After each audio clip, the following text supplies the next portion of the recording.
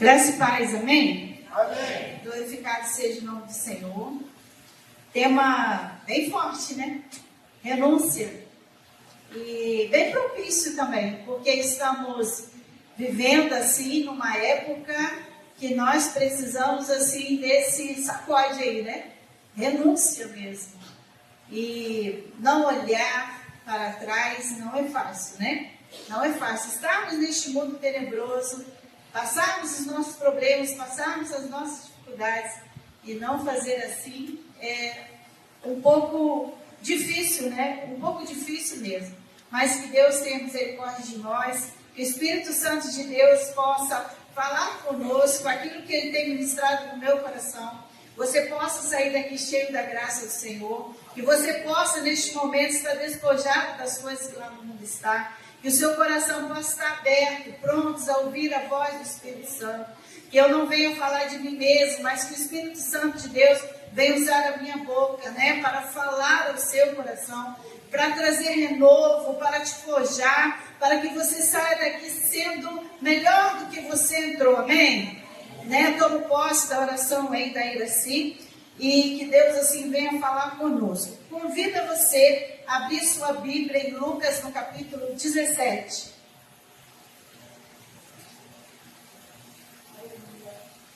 Na versão NVI 17, a partir do verso 26, eu estarei fazendo essa leitura e você acompanha aí comigo, por favor. Assim como foi nos dias de Noé, também será nos dias do Filho do Homem. O povo vivia comendo, bebendo, casando-se, sendo dado em casamento, até o dia que Noé entrou na arca. Então veio o dilúvio e destruiu a todos. E aconteceu a mesma coisa nos dias de Ló. O povo estava comendo, bebendo, comprando e vendendo, plantando e construindo. Mas no dia em que Ló saiu de Sodoma, choveu fogo e enxofre do céu e os destruiu a todos. Acontecerá exatamente assim no dia que o Filho do Homem for revelado. Naquele dia, quem estiver no telhado de sua casa não deve descer para apanhar os seus bens dentro de casa. Semelhantemente, quem estiver no campo não deve voltar atrás por coisa alguma. Lembre-se da mulher de Ló. A palavra do Senhor é abençoada e ela traz bênção para os nossos corações, amém? Veja bem, o texto escolhido, lembre-se da mulher de Ló. Qual o contexto histórico desse versículo? O contexto histórico desse versículo, por que Jesus está pregando isso? Lembre-se da mulher de Ló. Por que ele está falando isso? Jesus queria anunciar a volta, né? A sua segunda volta. Jesus queria anunciar a vinda do reino de Deus. Jesus estava explicando aos fariseus os seus questionamentos, mas Jesus também estava mostrando para os seus discípulos que ele ia voltar. Então ele usava a explicação de Noé e ele usava a explicação como foi nos dias de Ló. Não só da sua volta, mas também que haveria um juízo dele nesses dias que iria acontecer a volta de Jesus. O reino do Senhor está próximo, mas também haveria um juízo, assim como houve ali em Sodoma e Gomorra. Deus iria salvar, assim como salvou nos dias de Noé. Mas Deus também traria um juízo, assim como também trouxe sobre a vida de Sodoma e Gomorra. Jesus estava dizendo que os nossos dias também não seria diferente.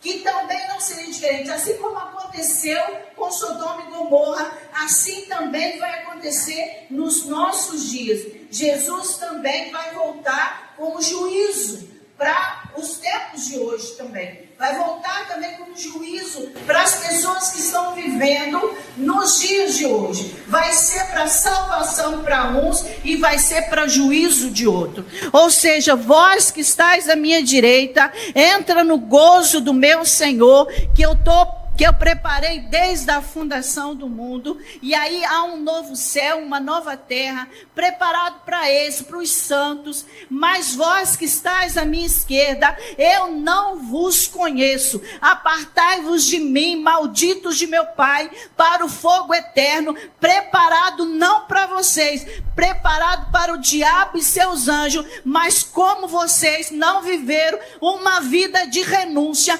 então vocês estão na condenação eterna. Mais ou menos isso que vai acontecer. Então o reino de Deus está próximo, a volta de Jesus está próxima. E quem não vive uma vida de renúncia entrará no juízo de Deus. Não entrará como foi nos dias de Noé, mas entrará num juízo assim como foi com Sodoma e Gomorra. Jesus falou, lembre-se da mulher de Ló. O que Jesus está falando? Jesus estava dando um alerta ali para o contexto dos discípulos. Jesus está dando um alerta para a igreja do Senhor hoje também. Opa, acorda. Jesus está falando, eu estou voltando. Né? Tempos agora, recentes, Jesus voltou para o Quirino, não é verdade? Jesus está voltando para muitas pessoas. Jesus voltou um tempo atrás aí para o saudoso pastor Jorjão, querido nosso aqui, que eu já vi muitas das vezes prestigiar as suas pregações aqui neste lugar. Jesus tem voltado para muitos, né? Jesus voltou para a minha mãe com 47 anos. Jesus voltou para o meu pai o ano passado. Meu pai tinha 85 anos. Então Jesus tem voltado para algumas pessoas, seja para salvação ou seja para juízo. Não é verdade? Se você vive uma vida de renúncia, Jesus tem voltado para a salvação. Mas se você não tem uma vida de renúncia, Jesus vai voltar para você com o juízo dele. Ele vai voltar. Então, ele quer que eu e você não olhe para trás. Ele quer que eu e você se prepare para isso. E aí eu quero fazer uma pergunta, porque hoje eu preciso olhar para a mulher de Ló. Eu quero falar com você, mulher. Eu quero falar com você, igreja. Eu quero falar com você, homem que está aqui nesta noite, duas coisas simples. A minha mensagem vai ser rápida, porque a mensagem desse texto, ela é simples, ela é forte, ela é eficaz e ela é um alerta para a igreja do Senhor. E isso, eu quero que você saia daqui entendendo que eu preciso levar Cristo a sério. A mulher de Ló não levou Cristo a sério. A mulher de Ló não levou a mensagem de Deus a sério. Mas eu quero que você saia daqui levando a palavra de Deus a sério, levando esse alerta a sério. Olhe para a mulher de Ló. É uma advertência. Jesus estava chamando a atenção dos seus discípulos ali naquele momento. A primeira coisa que eu quero que a gente olhe, por que eu preciso olhar para a mulher de Ló? Porque eu preciso viver uma vida de renúncia ao pecado. Mas, Madalena, o texto não fala que a mulher de Ló, ela era pecadora.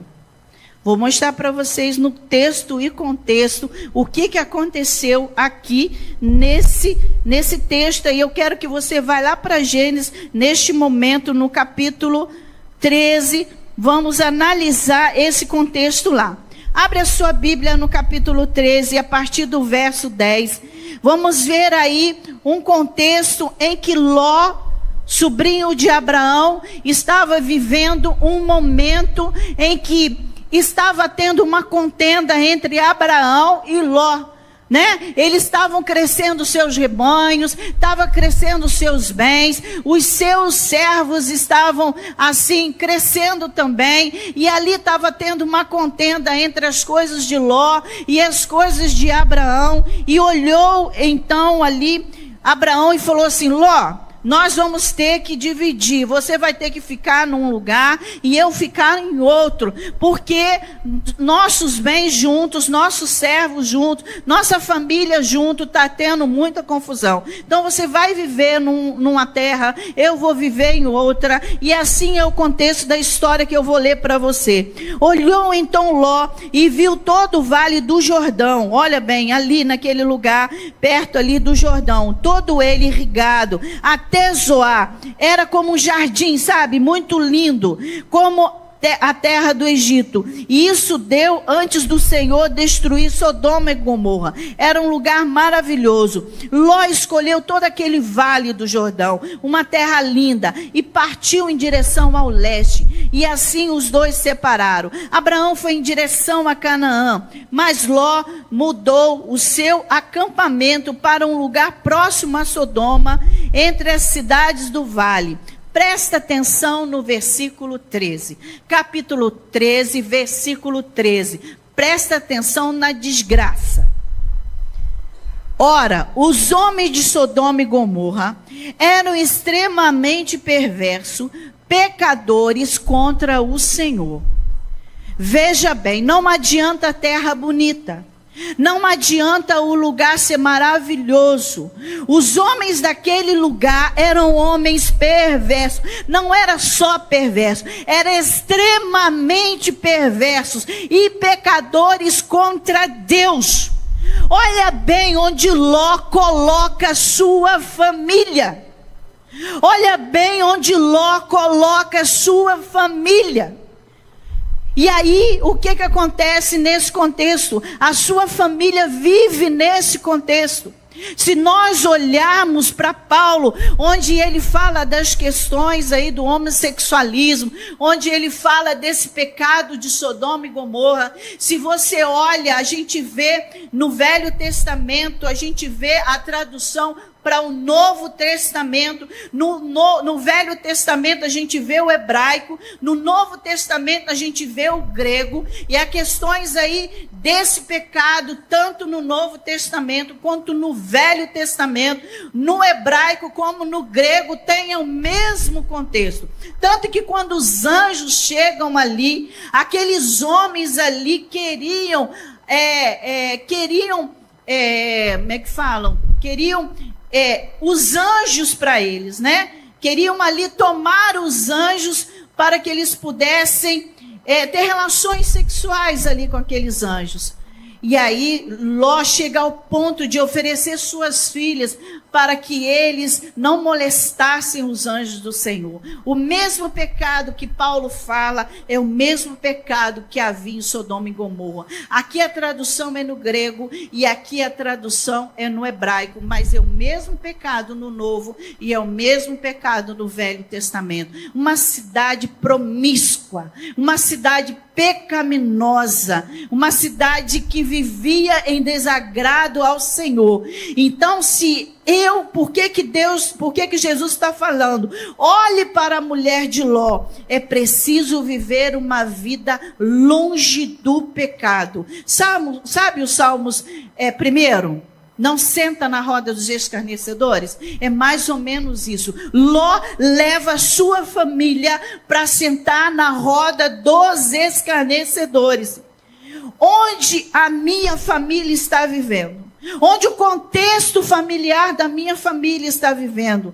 Irmãos, o que eu conheço de mães que estão chorando porque os seus filhos estão num contexto de pecaminosidade, estão vivendo na roda dos escarnecedores, não querem mais saber de igreja, é só o filho pisar na faculdade que eles afastam dos caminhos do Senhor. Lá na minha igreja, e alguns irmãos que também não são da minha igreja, eu passo um lembrete todo domingo. E eu tenho um jargão: nós não geramos filhos para o inferno. E eu lembro da madrugada de sábado para domingo. Você não gerou filhos para o inferno. Se possível, faça um jejum para o seu filho. Nós não geramos filhos para o inferno. Eu comecei a passar lutas com os meus filhos, e aí, a partir de então, eu comecei a jejuar pelos meus filhos todo domingo. Todo domingo eu posso estar em qualquer questão. Meu domingo é dos meus filhos. E no meu ventre, eu passei os 9 meses orando, dizendo para o Senhor: se for para o inferno, não permita que nasça com vida, porque eu não quero gerar filhos para o inferno. E aí, quando eles cresceram, eu passei a jejuar. Todo domingo é o meu dia que eu separo para consagrar a minha vida e entregar os meus filhos. Eles não são de Satanás. A minha família é é do Senhor Jesus. É onde que está vivendo a minha família. Ló como sacerdote da sua casa, ele não poderia estar levando a sua família para esse contexto de pecado. Para a mulher de Ló ter olhado para trás, o seu coração ainda tinha apego àquelas coisas, porque ela estava ali com as suas filhas, ela estava ali com o seu marido. O anjo do Senhor avisou a ela, e ela tinha que ir em direção ao seu esposo, em direção à sua filha. Para que ela olha para trás? Há um apego pecaminoso naquele lugar, algo que, por certo, o coração dela, ouvindo o barulho da destruição daquele lugar, ela tinha algum apego no seu coração naquele lugar. Então, a gente tem que tomar cuidado. Aonde que está o meu coração? Aonde que está o meu coração? Então, eu preciso olhar isso. Eu preciso viver uma vida de renúncia ao pecado. Seja na prática, ou seja, desejo no meu coração. Jesus vai falar, se eu olho, se eu desejo, no meu coração eu já estou pecando. No meu coração eu já estou pecando. Irmãos, o pecado, ele tem uma força tremenda. Muitas das vezes eu acho que o demônio, ele se manifesta lá no terreiro. Muitas das vezes eu acho que o demônio mais forte é aquele que se manifesta lá na Baiana, quando ela faz o gira dela lá. Muitas das vezes eu acho que o maior demônio é aquele que está lá na Bahia, ou que ele está lá na igreja de Lúcifer. O maior demônio é aquele que tem o pecado escondido. Aquele que sobe aqui, prega, canta, porque ele resiste o poder de Deus, e ele está dentro da igreja. Esse é o pior demônio. Então, irmãos, o pecado, ele tem uma força tremenda. Pecado escondido é o pior demônio. Quando ele se manifesta na vida da pessoa e ele é alimentado pelo pecado da pessoa diariamente. A esposa de Ló, provavelmente ela tinha esse pecado. Porque quando ela olha para trás, ela está com a sua família, mas ela prefere olhar para trás, ela tinha algo escondido no seu coração. Ela tinha algo, me leva a entender que ela tinha algo escondido no seu coração. O pecado me gera morte. O pecado destrói a minha família. Eu preciso renunciar à vida de pecado. Hebreus 12:1 vai dizer para mim, e portanto também nós, uma vez que estamos rodeados de uma tão grande nuvem de testemunha, tem muitas pessoas nos olhando. Tem muitas pessoas olhando para nós. Também nós livremos-nos de tudo, ou seja, aquilo que me amarra. Livre-se disso, daquilo que te atrapalha e de todo o pecado que te envolve, e corramos com perseverança a corrida que nos é proposta. Qual é a corrida que é proposta para mim e para você? Irmos morar no céu. A corrida que estava proposta para a mulher de Ló era escapar, era para ela ir para o monte, era para ela ir para o monte. Era para ela ir para lá, para o escape, para onde Deus queria que ela fosse. Então eu preciso me livrar disso tudo, daquilo que me atrapalha, do pecado que me envolve. E eu preciso correr para o livramento daquilo que Deus tem para mim. Não é possível viver uma nova vida em Cristo tendo uma vida apegada ao pecado. Eu preciso renunciar ao pecado se eu quero ter salvação em Cristo Jesus. O contexto dessa frase, olhe para a mulher de Ló, fala de salvação, fala da volta de Jesus. Se eu quero ver Cristo, se eu quero ir morar no céu, eu preciso olhar para a mulher de Ló e entender que eu preciso viver uma vida de renúncia, me afastando dos pecados. E dentro da igreja do Senhor, eu preciso me livrar dos pecados escondidos. Jesus está voltando. Eu preciso renunciar uma vida pecaminosa. Irmãos, isso é tão sério. É tão sério que uma vez eu fui fazer um curso de trabalho de libertação com o pastor Oswaldo Lobo, da Igreja Batista, lá do Sul, esqueci o nome da cidade. Ele veio aqui na Batista Atitude, aqui em Volta Redonda. E ele disse assim que 80% dos homens dentro da igreja estão em pecado escondido. Estão em pecado escondido. É muito triste isso, irmãos. E isso destrói a igreja do Senhor. Isso destrói a noiva de Cristo. E nós, como as mulheres santas, precisamos ter as nossas lamparinas acesas. E além de ter as nossas lamparinas acesas, ter azeite dentro da nossa lamparina, ter as nossas vestimentas brancas, nós precisamos ter azeite sobrando. E só vamos ter isso se nós tivermos uma vida de renúncia aos pecados, uma vida de renúncia a uma vida em santidade ao Senhor. Porque hoje eu preciso olhar para a mulher de Ló. Segunda coisa, porque eu preciso renunciar à sentença de morte. Há uma sentença de morte sobre a vida da mulher de Ló, sobre a vida de Ló e sobre as filhas de Ló. Há uma sentença de morte. A destruição de Sodoma e Gomorra, não é verdade? Abraão intercedia, Senhor, se houver um justo, né? Ele chega perguntando para Deus, né? 100 justos, 50 justos, 10 justos, 2 justos. Senhor, se houver um justo, eu vou salvar. Então, Senhor, salva meu sobrinho Ló. E Deus vai lá e salva o seu sobrinho Ló. Vamos aí para Gênesis no capítulo 19. Então, lá no capítulo 13, eles se dividem, né? Abraão e Ló. Ló escolhe levar sua família por meio daqueles homens perversos, extremamente perversos e pecaminosos.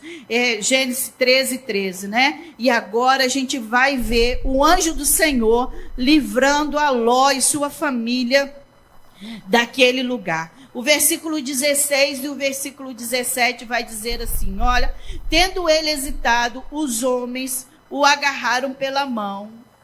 Quem que hesitou aqui, né? Foi Ló e a sua família, como também a mulher e as 2 filhas, e os tiraram dali com força, e deixaram fora da cidade, porque o Senhor teve misericórdia deles. E assim que os tiraram da cidade, um deles disse a Ló, que é o anjo, fuja por amor à vida, não olhe para trás, e não pare em lugar nenhum da planície, fuja para as montanhas, ou você será morto. Uma sentença de morte havia ali na família de Ló. Ló, e aí o anjo do Senhor, vocês têm que fugir daqui. O anjo do Senhor consegue tirar eles de lá. Foge ali para o lado das montanhas. E aí eles pegam eles pela mão, sem hesitar. E há uma fuga ali naquele momento. E a cidade em alvoroço, querendo pegar os anjos, como eles estavam ali em forma de homens. Aquela cidade querendo entrar dentro da casa. Um alvoroço ali naquele lugar. E os anjos sabendo que Deus ia mandar fogo do céu, ia destruir aquele lugar. E Deus usando os anjos ali para tirar aquela família. E aí eles fogem por amor à vida. E no final do verso 17, ou você será morto, né? Ele e a família. E nós vemos lá em Romanos que há uma condenação para mim e para você, desde lá do Jardim do Éden, Romanos 3:23, porque todos pecaram e destituídos nós estamos da glória de Deus, nós estamos mortos para Deus. Se a gente não aceitar Jesus, nós estamos mortos. Romanos 6:23 vai dizer, porque o salário do pecado é a morte. Nós estamos destituídos da glória de Deus. Se nós não vivermos uma vida de renúncia ao pecado, nós temos uma sentença de morte sobre a nossa vida.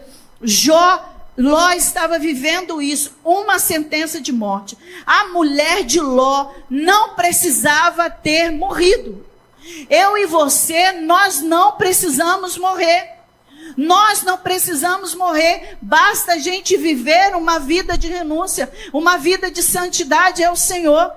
Talvez essa mensagem esteja assim cansada para você. Talvez você esteja ouvindo algo que você já sabe, mas o Senhor está nos alertando nessa noite. É preciso viver uma vida de renúncia. Talvez dentro da sua casa você está vendo uma pessoa que não está vivendo uma vida de renúncia, e você vai deixá-la ir morar no inferno? Você vai deixá-la ir para o inferno? A sua Jerusalém, ser-me-eis testemunha tanto em Jerusalém, a sua Jerusalém é dentro da sua casa, a sua família é dentro da sua, a sua Jerusalém é dentro da sua casa. Precisamos lutar pelos nossos.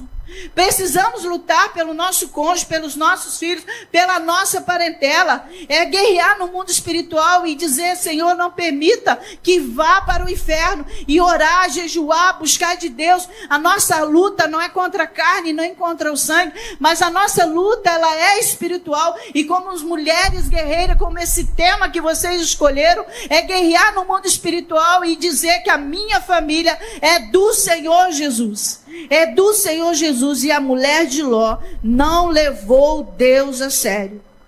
Ela não temeu a Deus.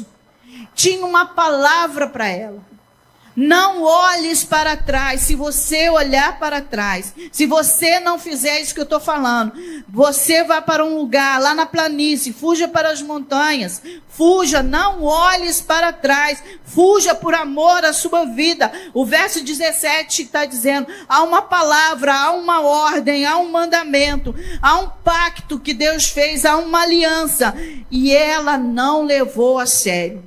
Ló e as suas duas filhas foram, ouviram a palavra do Senhor, creram ali no anjo do Senhor que havia falado.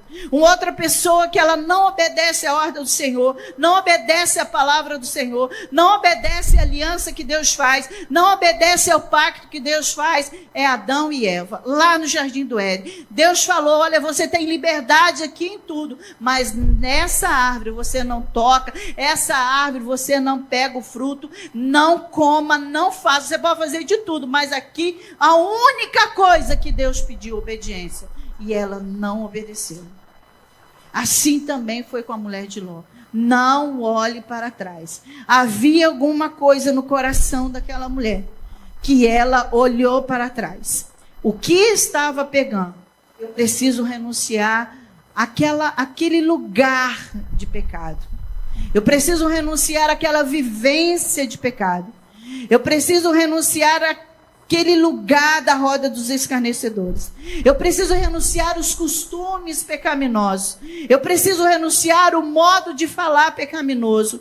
Eu preciso renunciar os pensamentos pecaminosos.